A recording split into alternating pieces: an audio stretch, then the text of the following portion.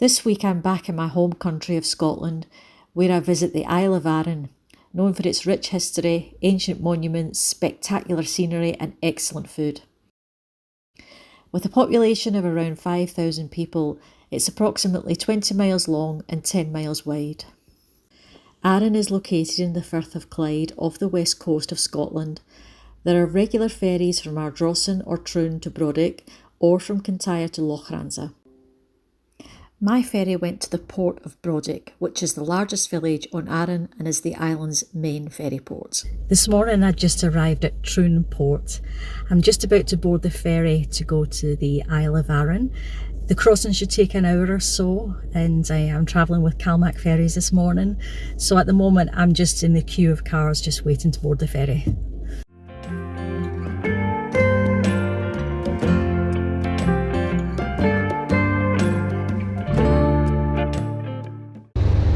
So I've just boarded the ferry now, and we're just about to set sail to Arran. Unfortunately it's not the Calmac ferry that I usually get, it's been replaced by a Pentland ferry. So unfortunately that means there's no cafe or shop, no Wi-Fi. There's a vending machine but it's empty, so I can't even get a drink. So it's not really a good replacement for the Calmac ferry. Once you're on the island, if you don't have a car, you can either hire one or use the island's bus service or taxis to get around. You can also hire a bike in Brodick when you arrive. Brodick stretches along the bay with a mix of residential areas, shops, cafes and tourist facilities. One of the most prominent landmarks in Brodick is Brodick Castle, which is situated at the foot of Goatfell Mountain and is surrounded by woodland. I stopped for lunch at the Edgewater pub in Brodick, where I had a selection of Arran cheeses, Arran oat cakes, chutney and iron brew. Arran is usually known as Scotland in miniature, and that's because of the scenery on the island. So behind me you can see it's mountainous on this side, and there's Goatfell, the highest mountain on the island, is just behind me here. But on the other side of the island it's like more rolling hills. So the scenery is a little bit of everything you get in Scotland on one island. In Scotland in summer you get midges. There are these little things that are flying around. There's some here now. Just watch out for them because they bite. They're not usually there in winter, it's just summer.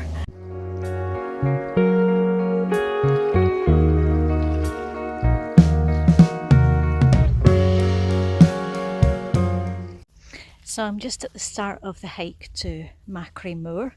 It's not a very long hike, but there are quite a few interesting ancient sites on this piece of land here. Machrie Moor is one of the most important prehistoric sites in Scotland. It's located on Arran's west coast near the village of Machrie. This area's landscape is famous for its impressive stone circles, standing stones and other prehistoric structures, which provide an insight into the lives and beliefs of the island's early inhabitants.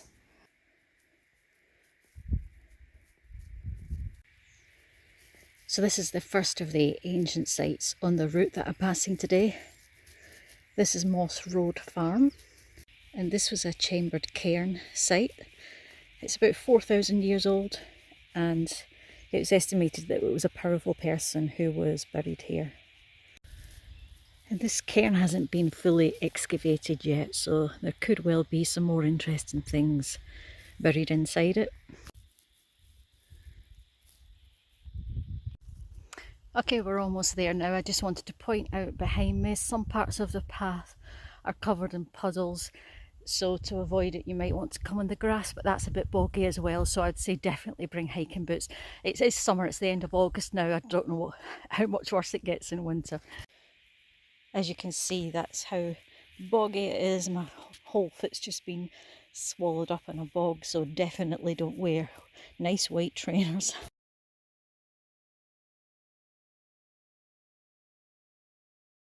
Behind the stone circle is an abandoned farm. After trying to find out about this abandoned farm, I discovered that it was known as Moss Farm and it was still inhabited in 1911, but I couldn't establish when it was abandoned. If you know anything about it or who lived there, let me know in the comments.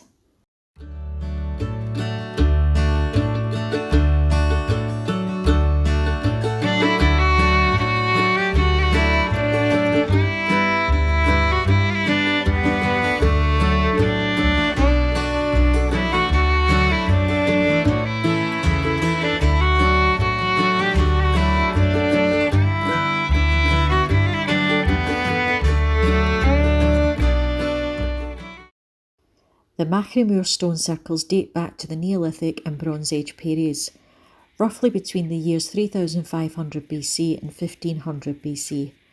The circles consist of various sizes and patterns, and they may have had astronomical significance.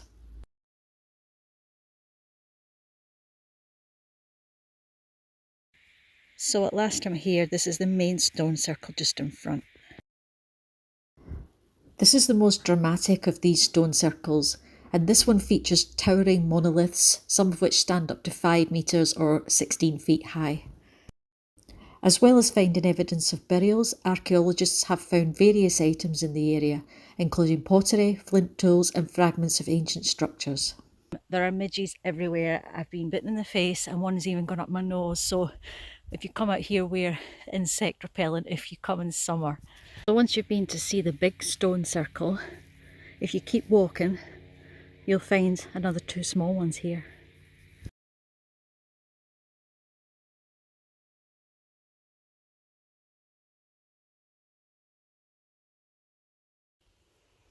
So I've actually seen, I think it's 6 stone circles today in this area, plus an abandoned farm, plus 1 single stone, a large stone stood on its own. I need to have a look what that means exactly, and if I find out, I'll update the video.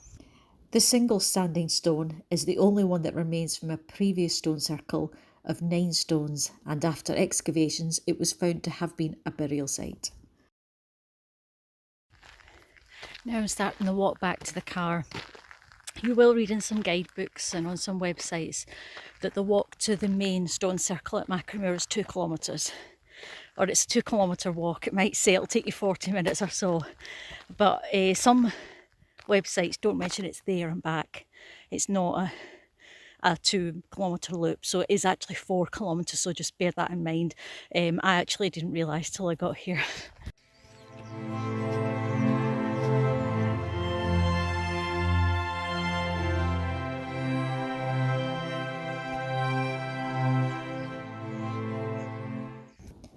Arran is also known as Scotland's foodie island. Every year there is a food and drink festival here, as well as several farmers' markets throughout the year. One of the island's most famous products is Arran cheese. Known for its creamy texture and distinctive flavours, the cheese comes in several varieties, including cheddar, smoked and flavoured cheeses like mustard or garlic. To go with the cheese, the Arran oat cakes are made using local oats and are known for their hearty rustic flavour. Seafood is also very popular here, and Arran has several restaurants with a focus on seafood. Made from locally sourced milk, Arran ice cream is a popular treat on the island. It's available in various flavours and can be found in cafes, shops and restaurants. There are 2 whisky distilleries on Arran. These are the Lochranza Distillery and the Lag Distillery. And there are tastings and a variety of tour options on offer for visitors. Gin and beer are also now produced on the island. These are some of the gifts I bought today. Everything that here is made in Arran.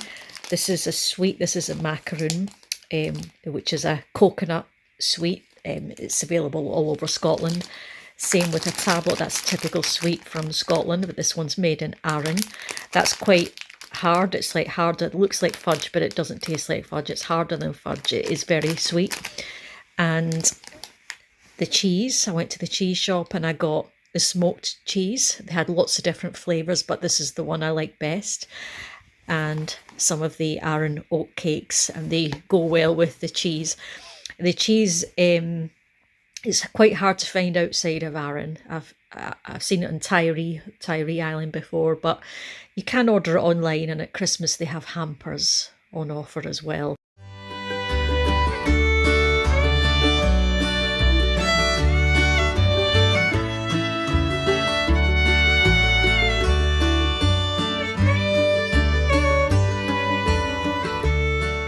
I'm in the village of Lamlash, and behind me you can see Holy Isle, and you can get boat trips there. Holy Isle has an ancient spiritual heritage which stretches back to the 6th century. As well as daily boat trips from Arran, you can also stay longer for a retreat on the island. So I've just got a bottle of Iron Brew, this is Scotland's national drink, in the glass bottle, which is unusual nowadays. So I just noticed that the shop here in Lamlash sold the Iron Brew and glass bottles, so I had to have one. Those of us that are old enough to remember when these were widespread, we think they taste better out of the glass bottle rather than the plastic one, which is what's sold mostly nowadays. But what's special about this one is that it's the 1901 recipe. That probably means it's not as healthy. It's a non-alcoholic soft drink that has a secret recipe, and it's the #1 drink in Scotland. You'll see it everywhere in Scotland. You can buy it in England too, but not as widespread as in Scotland. But this one is the original recipe, and it is more expensive to buy this one. Apparently it's because of this new sugar tax, so it's to do with the ingredients in the old recipe, but apparently it tastes better. I can believe that. We all think the glass bottle tastes better anyway, so I've bought that and I'll take that home with me to drink when I get back.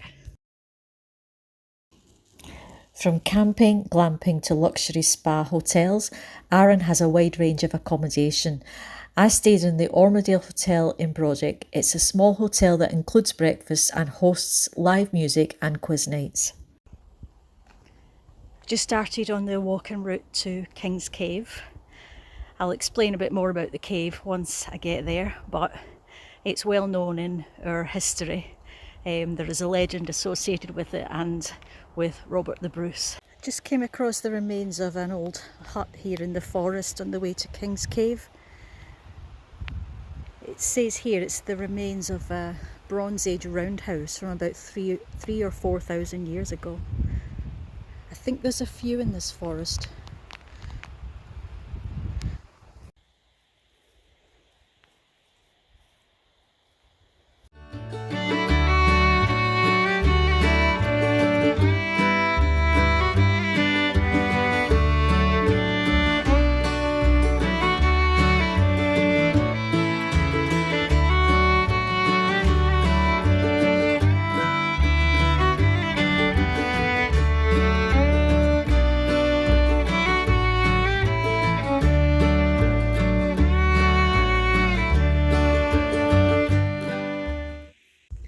So I've almost reached King's Cave.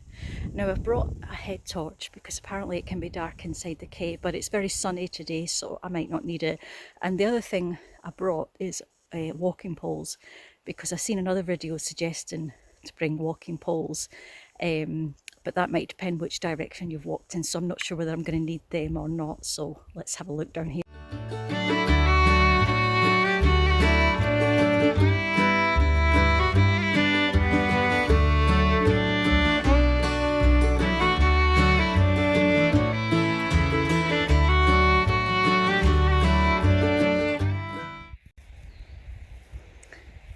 Right, I think looking at that, I might try using the walking pole.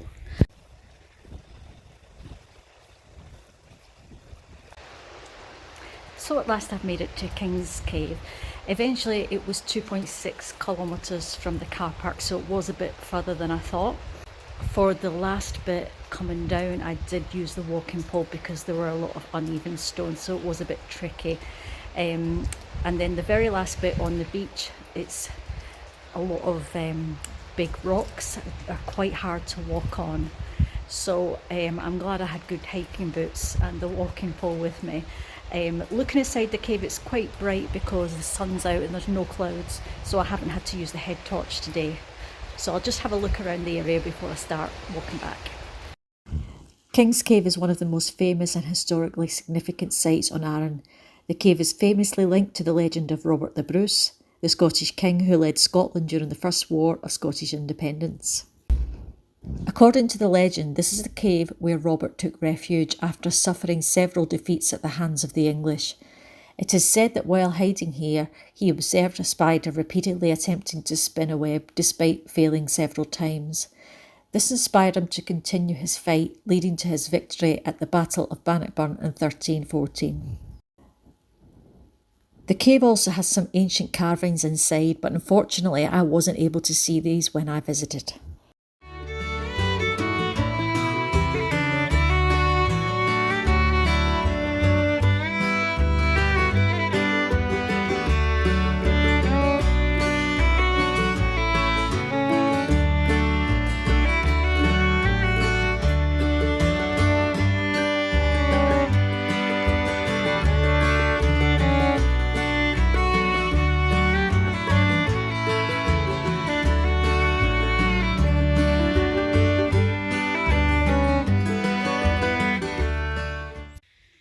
just stopped at the side of the road here. There's a graveyard in the middle of nowhere. There's no church near it, so I'm just going to have a look at it. So it looks like most of the gravestones, or all of the gravestones, are from the 19th century. The oldest one I can see is 1826, but most of them have faded too much to read now. I later found out that there was actually a church here known as Moor Church, and it was demolished in the 1960s, but the graveyard remained. Behind me in the distance along the coast there you can see a row of white houses. These were built about 1860 for fishermen, and if you look at the top windows they're all slightly different, and the reason for that was so that the fishermen's wives could leave a candle to light up the top window, and the fishermen, when they were out at sea, they could tell which house was lit up if it was theirs, going off the design of the top window. Lochranza is a small village located on Arran's northern coast. It sits in a scenic setting between the sea and the hills. Known for its natural beauty, historic significance and local attractions, Lochranza is one of the most picturesque spots on the island. Lochranza Castle dates back to the 13th century and was originally built as a hall house, a type of medieval stone building with a large hall that was used for both living and administrative purposes. It was later expanded in the 16th century to include a tower house. After changing hands between various clans, in the 15th century it came into the hands of the Hamilton family, a powerful Scottish clan, who then held it for several centuries. The castle's strategic location made it an important military site. It was used as a base by Robert the Bruce during his campaign to reclaim the Scottish throne in the early 14th century. By the 18th century, Lochranza Castle had fallen into disrepair and was eventually abandoned.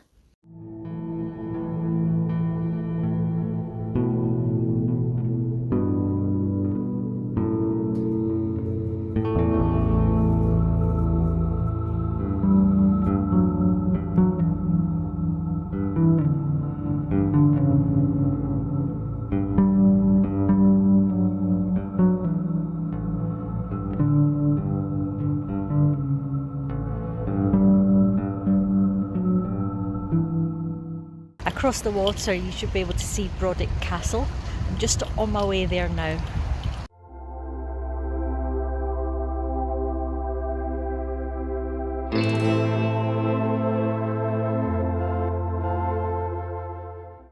Now I'm in the grounds of Brodick Castle. Luckily it's nice and quiet so far. I came as soon as it opened on a Saturday morning.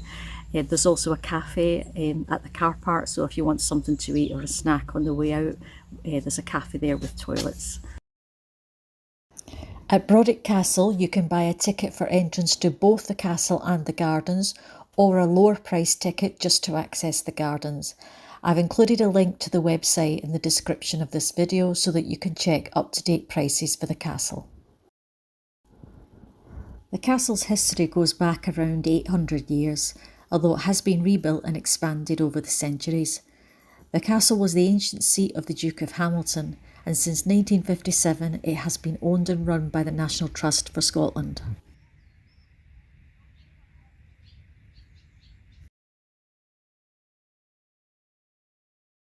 I tried to book horse riding in Arran, but I was too late in trying to book. I'd recommend booking 4 weeks in advance if that's what you want to do. So I found a good alternative and I'm here now.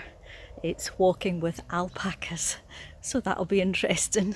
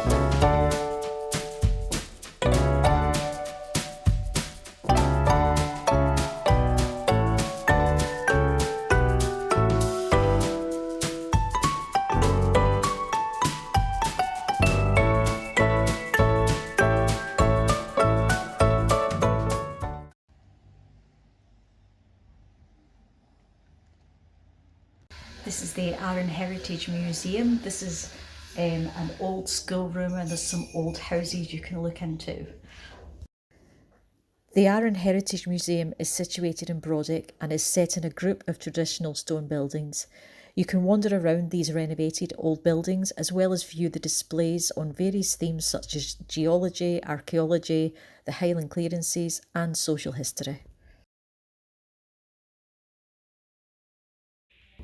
Scottish Gaelic, known in Scotland as Gaelic, was the main language on Arran until the 18th century, when it started to experience a gradual decline.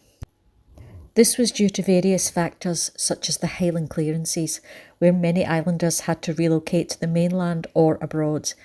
English became the language of instruction in schools from the 19th century, and also because there was increased contact with the mainland. Today Gaelic is still spoken in Scotland, but mainly in the northwestern islands.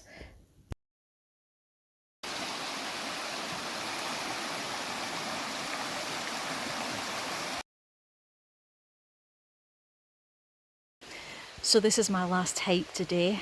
I'm doing a hike up to Glenashdale waterfalls. I followed the river, you could probably hear the river in the background, up to the falls, and then it loops round to pass Giant's Graves, which is another archaeological site. So I've been here 2.5 days in total. It's not enough to do everything on the island. The island has a lot of outdoor activities on offer, and there were a couple of other hikes that I wanted to do. There are 2 lochs that are up on hills, and I wanted to do both of those, and I've just not had time. So that's something to keep for next time I come.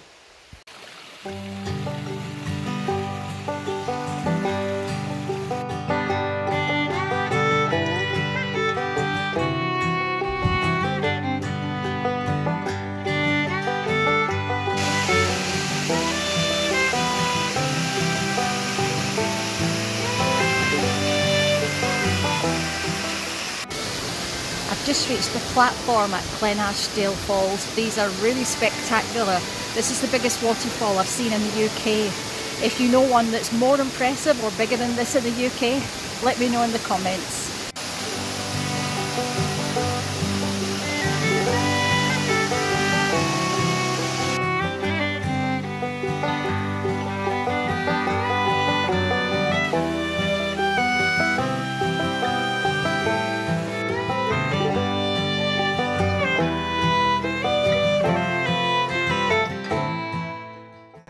So I've now passed the waterfalls a few minutes ago, and I'm now on the path to the Giant's Graves.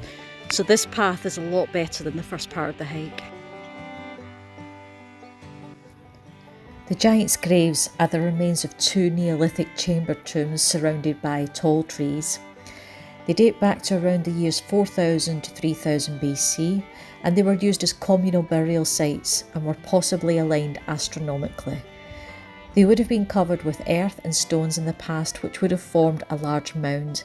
Each cairn has a central burial chamber that would have been accessed by a passage.